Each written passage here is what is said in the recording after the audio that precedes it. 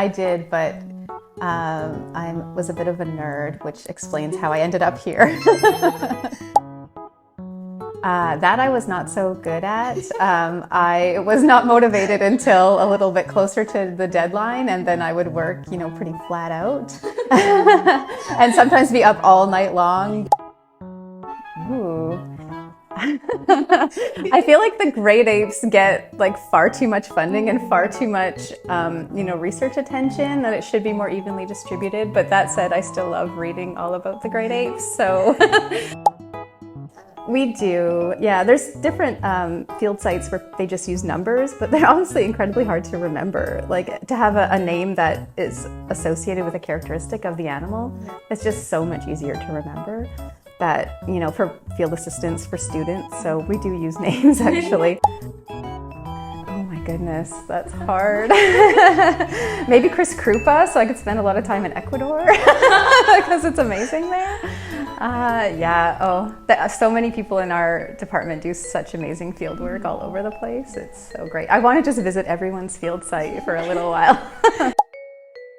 It would probably very much be exactly what I study in the monkeys, but in humans, like kinship patterns and bonding and dispersal amongst groups. Probably in marriage patterns, that'd probably be exactly what I would study in people. I have many memorable experiences. I've spent about 5 years in Africa, in Ghana and Uganda mostly. But one really cool thing that happened was I was doing foraging experiments on vervet monkeys, and they got very used to knowing when I would be at these this array of platforms that I did the experiments at, and they would literally come to my house and look in my window to see if I was there, and if I was there they would just sort of wait for me, and if I wasn't they would race up to where I did the platforms. So I remember on one occasion, especially this one sub-adult male who was my king of my experiments, his name was Newman. And one day I was in my cabin actually, just transcribing data, and he came up to the window and he saw me, and I was like, oh, Newman's here, I should try to get some experiments. But I usually use these little cut up bananas, peeled cut up bananas.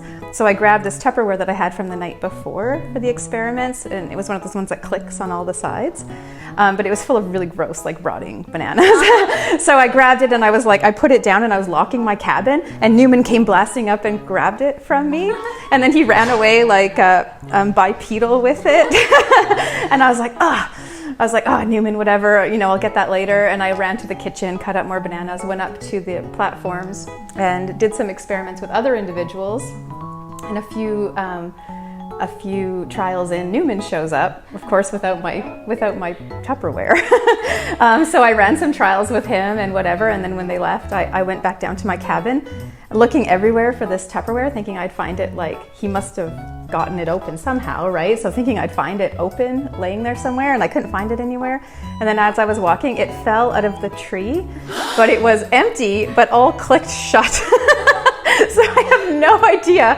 He must have scrabbled around to get it open, but how on earth he clicked it shut after he ate, I have no idea, but it was very interesting. For primatology, it's hard to be just a researcher. You're kind of, a lot of postdoc time is spent just doing research, but there's relatively few jobs that are really research focused for the entire duration of a career. And I knew I wanted to be a professor really early. I do really like teaching, and I like imparting all this knowledge to people. And I knew it would be a really hard road with many years of postdocing, but I was I'm very focused. I'm very my husband calls me a dog with a bone. I cannot let things go. And that's a good trait to have if you want to pursue a career in something that's so difficult to get a job in. But yeah.